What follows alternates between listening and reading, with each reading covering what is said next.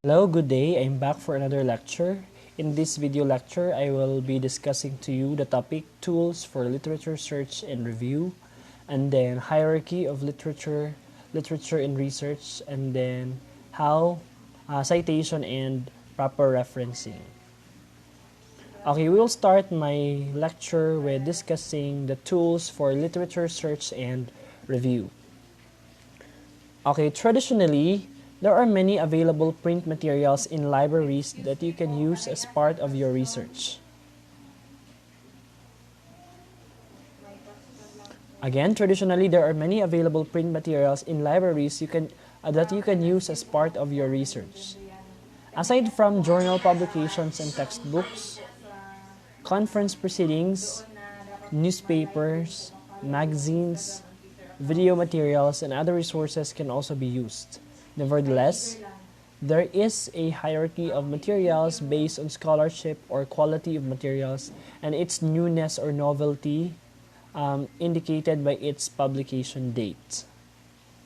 So there are a lot of available print materials in libraries. As we mentioned kanina in the previous lecture, there are different sources of related literature and related studies. And then if we are going to locate sources of related literature and related studies, we can find it in the library. It's either national library, government library, school library, or private libraries. So aside from journal publications, journal articles, textbooks, conference proceedings, newspapers, magazines, video materials, and other resources can also be used. However, and nevertheless, there is a hierarchy of materials based on the quality of materials to use. So there are a lot of reading materials or print materials available in the library, diba? Natay materials, natay information coming from books, journal articles, conference proceedings, but these print materials vary as to a hierarchy based on scholarship or quality of materials and its newness or novelty, indicated by its publication date. So, in reviewing related literature and related studies, we should pay attention on its publication date. One characteristic to consider is as recent as possible, and then in arranging our related literature, we will be prioritizing the quality of materials and its newness. So unahon na to itong mga early published materials, and then based sa quality, unahon na to ang high quality nga mga materials. Later, I will be sharing to you the hierarchy of which one will be stated first and then followed by another material. With the advent of technology seen in this generation, students are now more dependent on the internet than books, which is correct, right? Kita, Generation Z, because of this technology, we are overwhelmed with this technology. We are more dependent on the internet than books. Gamay na lang kayo mga estudyante nga fond of reading books, mostly rely on the internet. On the other hand, not many teachers advocate the use of books and proper way to use internet sources for students' research needs, diba? One problem that we encounter in the field of research is that, or especially in educational research, not all teachers advocate the use of books and proper way to use internet sources. So that is why we are discussing today proper citation and proper referencing. We need to properly cite information coming from books, and then we need to use properly our internet sources.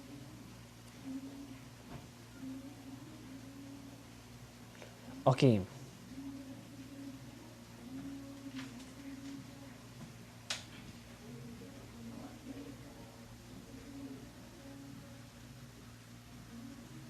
Okay, figure 2 shows the hierarchy of literature sources to be used by students in doing the research. So in this figure, makita nato ang hierarchy of literature sources. Which one will be stated first, which one will be the next, and then followed by another print materials. That means in writing our review of related literature, a researcher must arrange it based on its quality and its newness, and based on this hierarchy. Note that figure shows an inverted pyramid or inverted triangle with various levels containing different sizes per level. This indicates the differences in the importance and amount of materials to be seen in the manuscript. So, by looking at the inverted pyramid or inverted triangle, makita nato nga which one is or has should be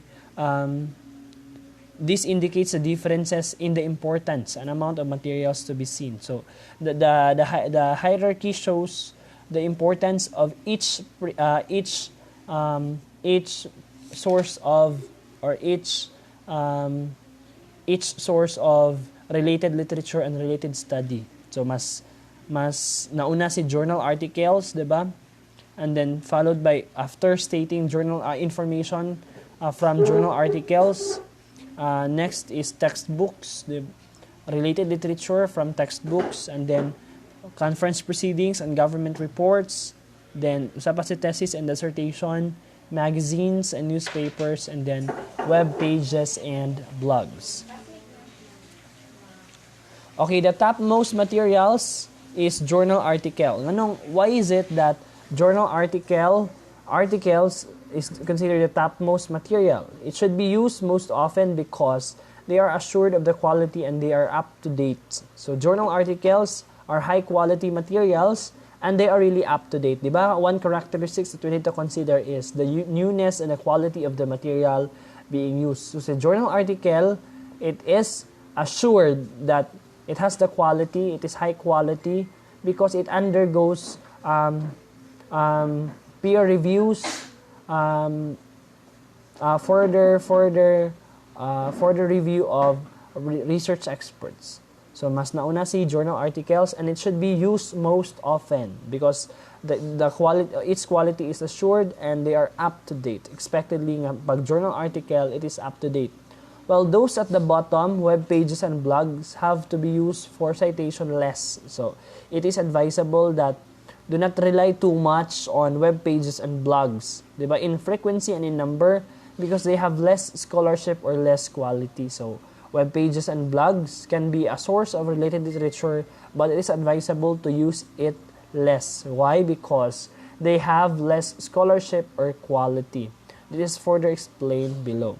The two topmost levels are called peer-reviewed materials, while those are from the third and down below are known as gray literature. So, mas nauna si journal articles and then followed by textbooks. Nga naman, si journal articles and textbooks, it is properly peer-reviewed. Diba? Nag-undergo siya of further review of peer experts, diba? Research experts before siya na-publish. And then, followed by conference proceedings, and then government reports, and then thesis and dissertations. Still, mas nauna si thesis and dissertations compared to web pages and blogs, because thesis and dissertations, although these are unpublished materials, but it really undergo a thorough review of research experts or research panelists, and then followed by magazines and newspapers, web pages, and blogs. So it is advisable based on this hierarchy that most of the information coming from journal articles and textbooks should be seen in your paper because the quality is assured and it is up to date. Because journal articles, so from time to time gina-update ang mga journal articles. Okay, this is now the hierarchy of literature and research. So we will explain further the hierarchy of or the types of literature, the hierarchy of literature in research. Ngano nauna si journal articles. Why is it journal articles should be the topmost level in the inverted pyramid? Okay, ngano nauna si journal articles? Journal articles are the topmost level of the inverted triangle because they are being peer-reviewed by experts in the discipline, which means that the topic has been thoroughly researched and reviewed before it was released for public consumption. Why is it that it is advisable to cite more information coming from journal articles? Because they are being peer-reviewed, meaning undergo siya og further or thorough researched and reviewed before it was released for public consumption, or before it was presented, or it was presented in public. So sa journal articles, they are assured that they are really peer reviewed. It undergo thorough review of experts in various disciplines. Like for example, if there is a journal article published in the field of psychology, it is expected that such research or such article is it undergo thorough research and reviewed in the by various psychologists. Okay, the reviewers are experts in the field, so it is understood that they know what has been done about the particular subject. In terms of the newness of materials, journals publish an average of 3 issues per year. That is why assured jud ang newness, or journal articles are really up to date, because in terms of the newness of materials, journals publish an average of 3 issues per year. So dili siya over ang publication sa journal. So at least, di ba? Average of 3 issues per year. This means that a topic could be constantly revised due to updating of knowledge being discovered. This may be found in the library or the internet through dedicated journal websites or publisher sites such as na makita sa internet, Sage, diba, Taylor and Francis, Science Direct, Elsevier. In fact, MSU Buug, our institution, subscribe with Elsevier Journal, diba? I already shared it to the department, or to all students, diba, how to access journals in the Elsevier journal publication. And then Philippine e-journals, Philippine Journals Online, and University of the Philippines Journals Online. So these are some examples of journal websites or publisher websites. So you are very fortunate because as MSU student, MSU Buug student, you can access, diba, Elsevier journals. So those are journal articles which can be used in your research writing or in reviewing your related literature and related studies. Next to journal articles is textbook, diba? Textbooks are also important, especially when it comes to searching theories and ideas that have been established through time. Nauna sa journal articles, and then followed by textbooks. The journal articles, it undergo for the research, for the reviewed, and then it is up to date because every journal only publish or average of 3 issues per year. So expectedly that there are 3 issues per year. So up to date jud ang journal articles. And then ngano mas nauna si journal articles sa textbook because si journal articles nag-undergo siya og kanang thorough review of experts in the field. Yes, textbook also undergo a thorough review, but not as the same with journal articles. Textbooks are very reliable also next to journal articles because they are published, diba? They are also important, especially when it comes to searching theories and ideas that have been established through time. The contents of textbooks are the same essential theories and concepts as those as are presented in journal articles. Makatabang si textbooks, especially if you are forming your theoretical background or conceptual background, diba? And then its content are the same essential theories and concepts as those that are presented in journal articles. However, textbooks are not always updated. Manang ang problema lang. Mas nauna si journal articles, mas quality o mas mas reliable mas quality assured and newness assured si journal articles compared to textbook. So journal articles every year nag-issue siya og there are only average of 3 issues per year. But textbooks, diba, there are some textbooks kasi na not always updated by the author nor the publisher. Diba na yung mga textbook na daan na kaayo, 1997 pa, wa pa ka na anak, diba? Naana siya. So expectedly that there are some changes as to the topic, as to the concept being introduced in that particular book. So there are textbooks who are not always updated by the author nor the publisher since this is not easy to do. Retaining the same concepts even if there have been a lot of researches that, for example, already challenges the dominant theory written in the book about a certain topic. So an author should be proficient in his field to be able to monitor such changes and update the book. Unless if the book that we are using is up to date, diba? Latest edition. Books are also revised between 3 to 5 years if there are necessary changes in the content, making it less up to date than journal articles. Mas up to date si journal articles because every year there is an average of 3 issues per year. May every year na ay in every topic or every concept na ay mga 3 issues, may na ay mga kung saan ang mga kabaguhan automatically ma-reflect ni journal article. But textbooks, there are textbooks who are not always updated.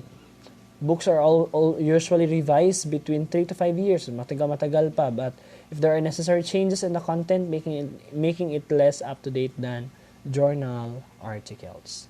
Next to textbooks is conference proceedings. Diba? These are the product of various conferences conducted. These are also important resources for researchers because this helpful material is on the 3rd level since they were original research papers that could possibly have undergone peer review.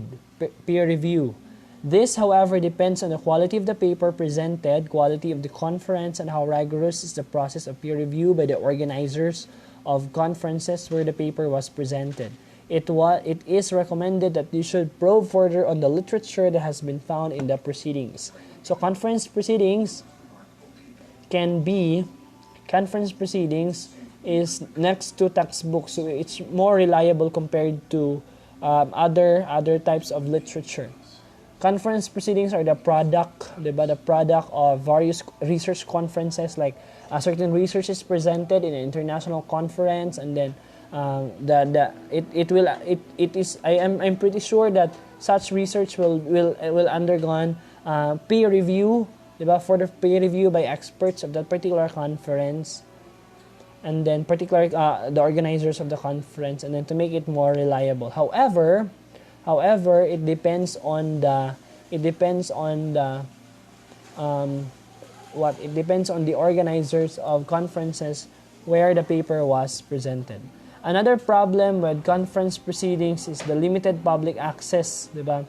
Limited public access on the materials that have been presented in the conferences. Not all participants of a conference can access the materials that have been presented. Only those who registered and are presented in a conference get access to the materials produced and distributed in the conference. That makes different for you as students to access conference proceedings. Further, only abstracts are usually published in conference proceedings, diba? Kasagaran, abstract na jud ang i-present, abstract na pud i-publish. In making the full paper and other details of the paper inaccessible for researchers like you, especially for students. Nonetheless, you may get access to the materials upon sending an email to the authors or conference organizers. Similarly, government reports are on the same level because it is based on the data from an authoritative source, the government agency. Like for example, a certain department will issue a certain report. The level of quality and the level of newness is the same with conference proceedings. However, the report is not based on academic research, which means that it's not peer-reviewed and most often not referred by independent academic consultant. This characteristic mainly treats the material with less rigor. Nonetheless, government reports are still valuable to be cited in research, especially when citing background data about a certain topic, like education data from Commission on Higher Education or Department of Education. The good thing about government reports is that they are often open access, although they may also be outdated depending on the data and agency. So it's good also to mention to cite government reports coming from different government agencies because it is really accessible. The problem is that it is not for academic purposes, right? Like research. It is for public consumption or for public information drive. But it can be a way of it can help in supporting the claim of the study as long as such report is relevant to your study. Next to government reports and on conference proceedings is theses and dissertations. Diba? Theses and dissertations are important documents to cite windowing your research because they were done in the same vein as you are going to do in the course of your own research. It underwent the process of literature review, data gathering, and analysis. So thesis and dissertations, before it will be approved, diba, by the panel members, it will undergo further review also of the panel experts assigned to that particular field. And then it underwent the process of literature review, data gathering, and analysis. So it can really a big help to support your claim of the claim of your study. However, this should be done carefully on some, as these were only done for compliance. Munang careful gihapon ta ha, researcher, dili tanan nga thesis or dissertation okay na kaayo. Let us still, di ba, as a researcher, we must see to it that we are citing quality and true, objective, and unbiased information. Take note that not all researches or some theses were only done for compliance. Di ba, pasig ka mo, maghimo ra pa mag-research for compliance, meaning ang musunod generation, magduha-duha kung i-cite inyong research or not.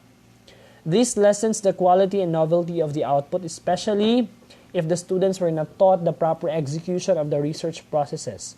Although theses and dissertations are academic in nature and have been evaluated by teachers, the evaluators and students are not guaranteed to be experts in the field of inquiry, especially in other, di ba, in other school wherein wala sila enough nga mga other school, wala sila enough nga mga experts, di ba, research experts. So maglisten sila for peer review. So ang mag-review is the teacher himself or herself, di ba? And you cannot actually assure the quality of that paper if only one person evaluate it, unless that person is considered an expert to that particular field of inquiry. Next is magazines and newspapers. So, these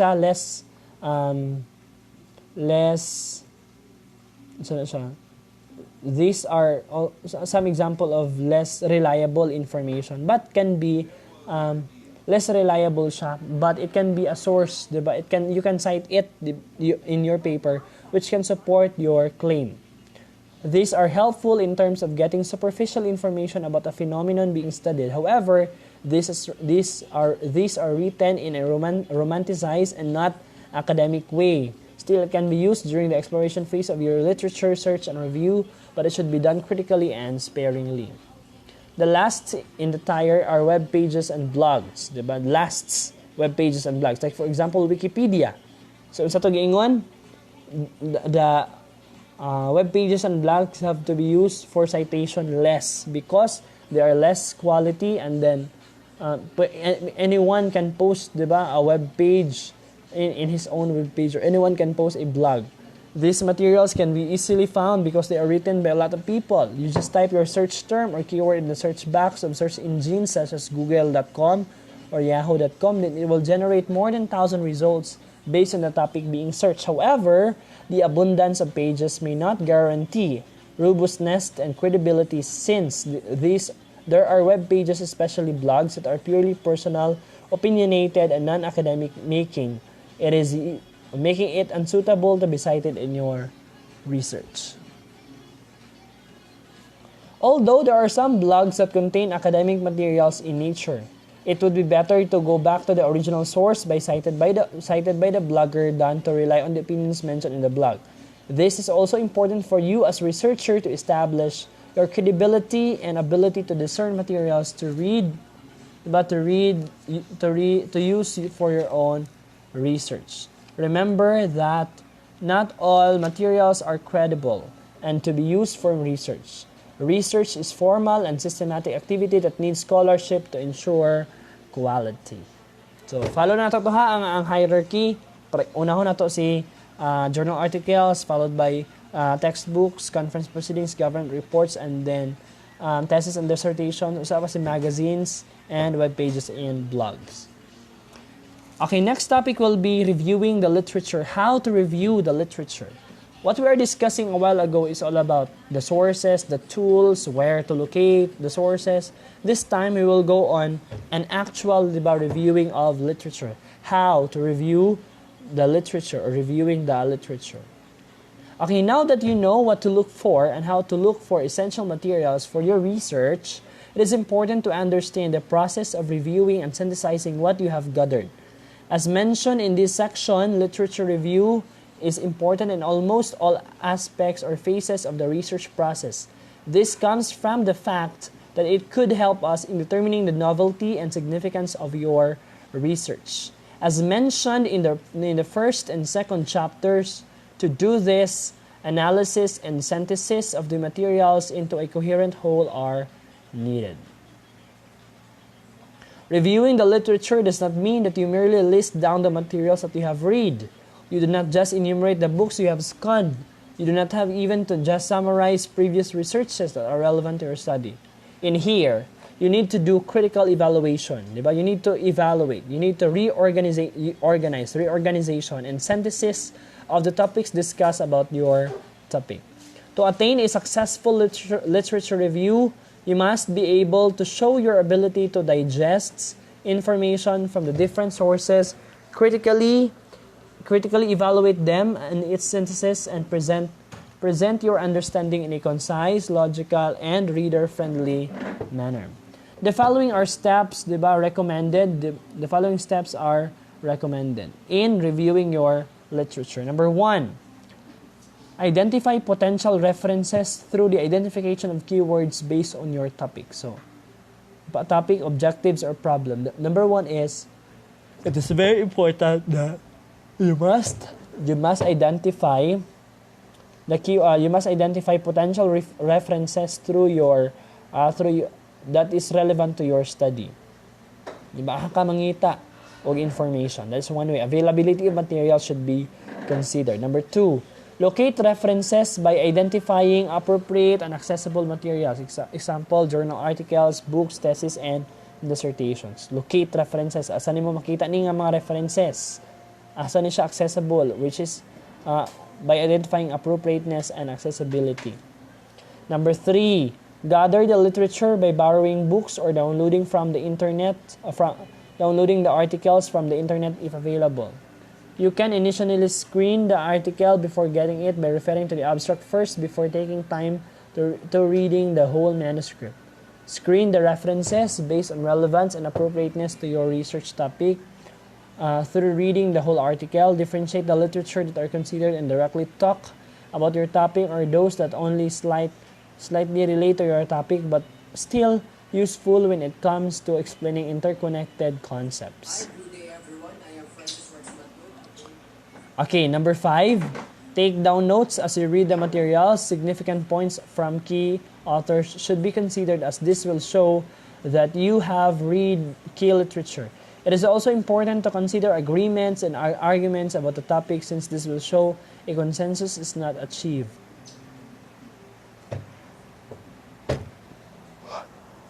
Okay, a consensus is not achieved about the topic. This shows that a research gap exists. Number 6, read the notes that you have made and reorganize them in a way that it could generate logical and coherent statements related to your research. Organizing the background. Organizing the background should be written in a deductive manner. General to specific, it is recommended that you make an outline even before this phase. Number 7, when you are done organizing the literature as they are, put your insights and be able to show what is known and is not known, which could be used to develop further research questions. In here, you should show your perspective and stance as a researcher by evaluating what has already been done, showing the relationship between the different works, and showing how it relates to your own study. Is that all? When you are done organizing the literature as they are, put your insights and be able to show what is known and what is not known, which could be used to develop your further research questions. In here, you should show your perspective and stance as a researcher. Lastly,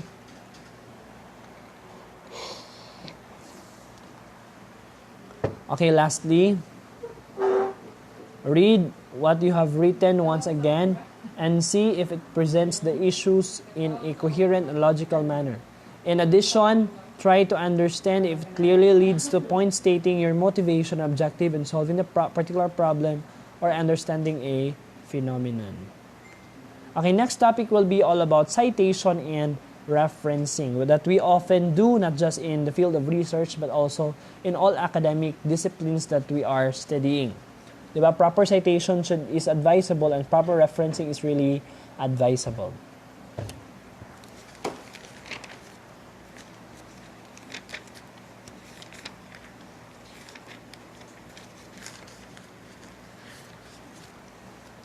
Okay, it is important to know and understand the proper citation format being used by your school, as this could be one of the grounds for the disapproval of your research proposal or the final output. Mag-matter dyan siya sa school. There are really schools or different schools are really different as to citation and referencing. But we can discuss the standard. We have this citation standard applicable to all. Referencing is, now what is the difference between citation and referencing?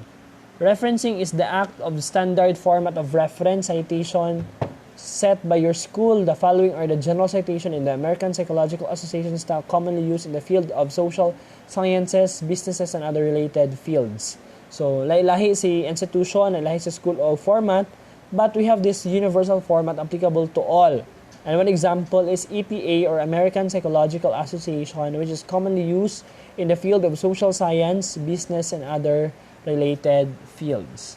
By using the EPA standards, it allows the writer to provide readers with cues they can use to follow your ideas more efficiently and to locate information of interest for them. Allow readers to focus more on your ideas by not distracting them with unfamiliar formatting. Establish your credibility or ethos in the field of demonstrating awareness of your research, of your audience and their needs as fellow researchers. There are also two ways to properly acknowledge a source of information in writing. A research proposal or manuscript in EPA way can be end text citation or in-text citation. So we'll be comparing end text citation or in-text citation. And then we'll be discussing the last topic, which is all about reference lists. In the end text citation, the author's last name and the date of publication should appear in the text first, diba? In the end text citation, the author's last name and the date of publication should appear in the text. For example, Anasin is the author, 2012 is the year of publication. That is an example of end text citation, meaning according like for example, sa end, the citation can be found at the end of the paragraph or at the end of the material being referred to. Like for example, blah blah blah information and then last, diba? As cited by Anasin 2012. That is called end text citation, wherein we can notice the citation in the last part of the paper. And a complete reference information should appear in the reference list or what called bibliography. Sometimes the author's name also appears as part of the sentence. This is why only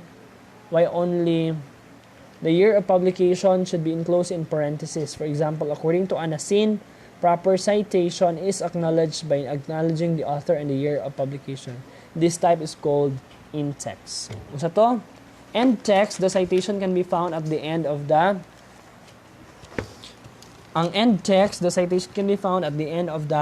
information cited, di ba? However, sa in-text, the author's name also appears as part of the sentence. Only the year of publication should be enclosed in parentheses. For example, according to Anasin 2012, proper citation is achieved by acknowledging the author and year of publication.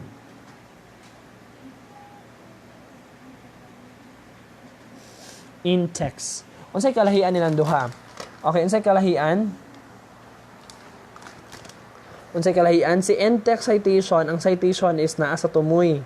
Like ang information blah blah blah blah and then sa last as stated by or as cited by ANASIM 2012. That is an example of end-text citation.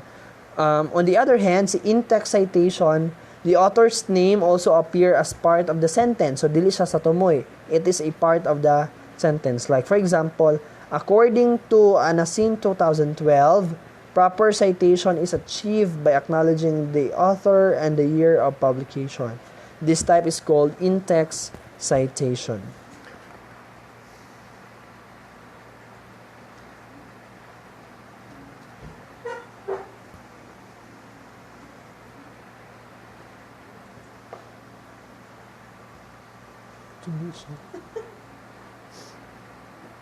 Saan naman po na siya?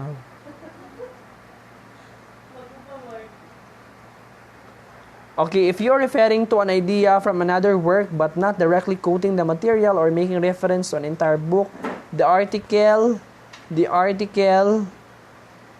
or other work, you only have to make reference to the author and the year of publication and not the page number in your in-text references.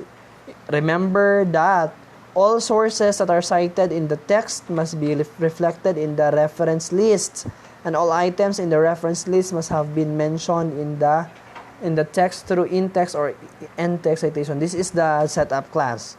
So pag natay gi-mention nga, or it's either end-text or in-text citation in the review of related literature, make sure that the reference is reflected in our reference list or references or bibliography. Sabtan. So to si pag ang dapat pod ang atong reference, ang atong kada reference sa atong references na pod siya in-text citation or in-text citation nga makita sa sulod sa text. For example, according to ANASIM, proper citation is ANASIM 2012, proper citation is blah blah blah blah. That is an example of in-text citation wherein the citation is part of the sentence. However, end-text citation, the author's last name, and the date of publication should appear.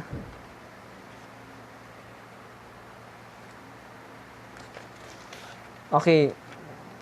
Si end-text citation is makita nimo ang citation at the end of the sentence wherein blah blah blah blah din as stated by ANASIM 2012.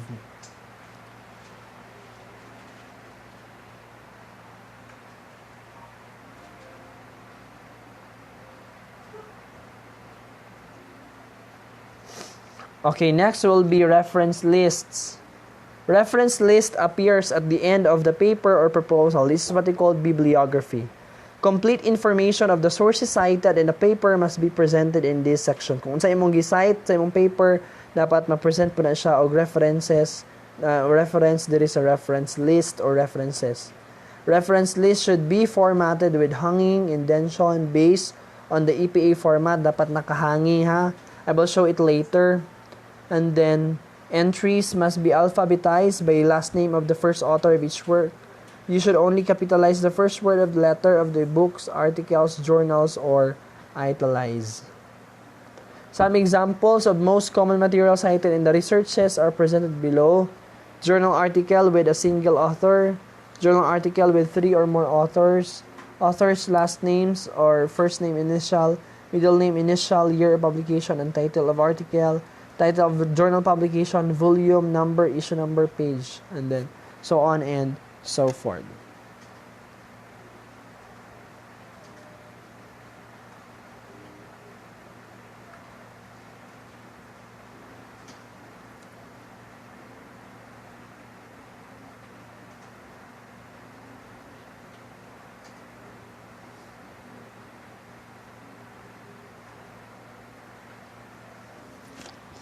Okay, next will be the topic reference list. How to make a references or reference list.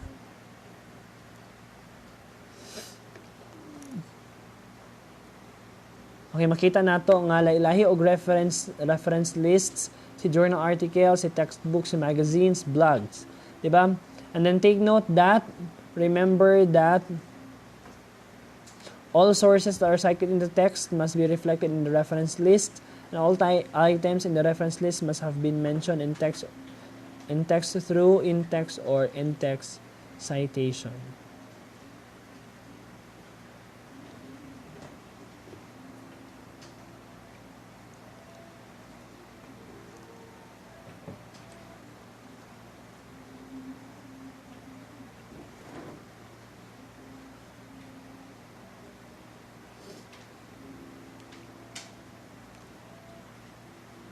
Okay, some examples of most common materials cited in researches are presented below. Okay, take note that tanan dapat is nakahanging, ha? Hanging indented. Like for example, author's last name magauna, last is title of. So ang article is diri na mag-space na ka, di ba? Hanging inverted, hanging pyramid mo na siya. So this is the example for journal articles with single author. Author's last name, first name initial, middle name initial, year publication, title of the article, title of the journal publication, volume number, issue number, page number. And then journal articles with 3 or more authors. So nalahi lang is nadungagan ang author. So first author's last name, first name initial, middle name initial, first author last name, and then book by a single author, author's last name, first and initial, middle name initial, year publication, the work capital for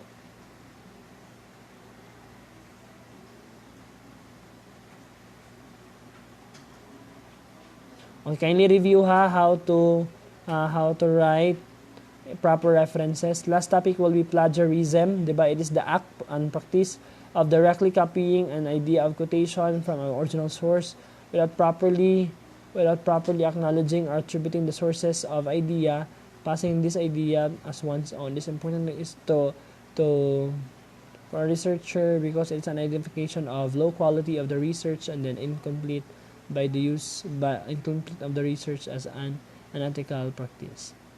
Take note also, class, that there are programs of software today that are used to develop originally